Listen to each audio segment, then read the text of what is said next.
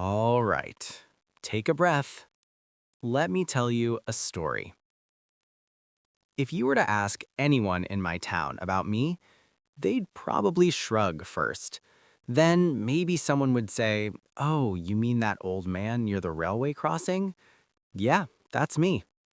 85 years old, a small rented room above a mechanic shop, a fan that rattles like it's telling its own story, and a wooden chair by the window where I spend most of my afternoons.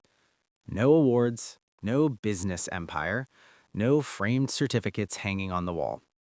By the standards people worship today, I am what they call a failure. And yet, every single morning when I open my eyes, there's this quiet, steady, undeniable feeling. Peace. The kind you can't fake, the kind you can't buy. Now, you might be thinking, come on, no one ends up like that on purpose, but that's where you'd be wrong. I chose this life, and to understand why, we have to go back a little. It was 1965. I was 24 years old, standing at the edge of what everyone called a perfect future. I had just graduated with a degree in engineering, top marks, a job offer waiting for me in a big city firm, a salary that made my parents proud enough to tell every relative twice. Everything was aligned, or at least it looked that way. I remember my first day at the office. Tall glass building, shiny floors, people walking fast like they were being chased by something invisible. I wore a neatly pressed shirt, polished shoes, a smile that didn't quite belong to me. And then I sat at my desk. For a moment, nothing happened. Just the hum of air conditioning, the tapping of keyboards, phones ringing like they were allergic to silence. And then I looked around, really looked. The man sitting next to me had dark circles under his eyes. Another guy across the room was rubbing his temples like his head weighed too much. Someone laughed loudly, but it sounded forced, like a rehearsal. And suddenly, it hit me. This wasn't excitement. This was fear. Everyone there was running, not toward something, but away from something, away from falling behind, away from disappointing someone, away from becoming me. An hour passed, then two. By lunchtime, my chest felt tight. Not pain exactly, just resistance. Like my soul was quietly saying, "This isn't it." So I did something that, to this day, people still don't understand. I stood up, walked to my manager, and said, "I'm sorry. I can't do this." He thought I was joking. I wasn't. I walked out. No backup plan, no savings, no explanation that made sense to anyone else.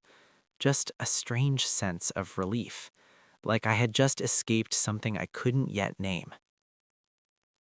The next few years were messy. I worked odd jobs, fixed bicycles, served tea in a roadside stall, painted signboards for small shops. Some days I barely made enough to eat. And yes, there were nights when I questioned everything, lying under a thin blanket, staring at the ceiling, wondering if I had ruined my life. But then morning would come, and with it, freedom. No alarm dragging me out of sleep, no boss waiting to measure my worth, no race I didn't believe in, just time. Time to walk, time to sit, time to think. And slowly, something changed. I started noticing things I had never noticed before. The way sunlight hits the ground just after sunrise. The sound of laughter from strangers that somehow feels familiar. The peace of doing something simple without needing it to mean something. Now, let me tell you about someone else, a friend of mine from college. His name was Arif. Brilliant guy. Disciplined, focused, everything society loves to celebrate. He stayed on the path, climbed the ladder, got promotions, bought a house, then a bigger one, drove cars that turned heads. By the time he was 45, he had everything people dream of. And yet, when we met after years, something felt off. We sat in a cafe. He checked his phone every few minutes, talked about deals, deadlines, pressure. At one point, he just stopped, looked at me, and said, "Do you ever feel like you missed out?" I smiled and asked, "On what?" He didn't answer, just looked down at his coffee. 3 years later, he was gone. Heart attack, just like that. And I remember standing there at his funeral thinking, he did everything right. So why did it end like that? Pause for a second. Let that sink in, because this is the part most people don't talk about. We're taught that success is about adding more money, more status, more recognition. But no one tells you that everything you add adds weight. A bigger house means bigger responsibilities. A higher position means more pressure. More money often means less time. And time is the only thing you can never earn back. Before I continue, let me just say something real quick. If you're listening to this right now, maybe sitting somewhere quietly, maybe thinking about your own life, take a second, hit that subscribe button, give this video a like, and drop a comment telling me where you're watching from. Not because it's some routine, but because I genuinely like to know who's out there listening, thinking, feeling. All right, let's go on. Where was I? Ah, yes, wait. You see, I live with very little. A small room, a few clothes, some books I've read more than once. And people often ask me, don't you feel like you're missing out? But here's the truth. When you own less, you worry less. There's nothing to protect, nothing to maintain, nothing to lose. And that gives you something rare: lightness. Imagine walking up a hill.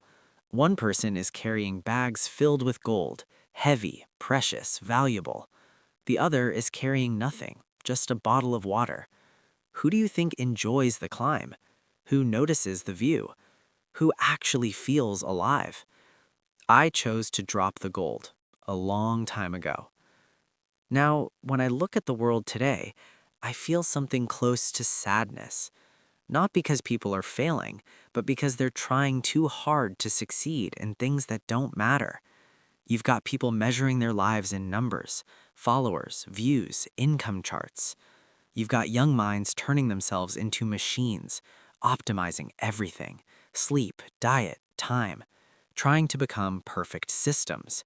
But you're not systems, you're human beings, messy, emotional, unpredictable, and that's the beauty of it. But somewhere along the way, you were told that wasn't enough. So now you chase, constantly.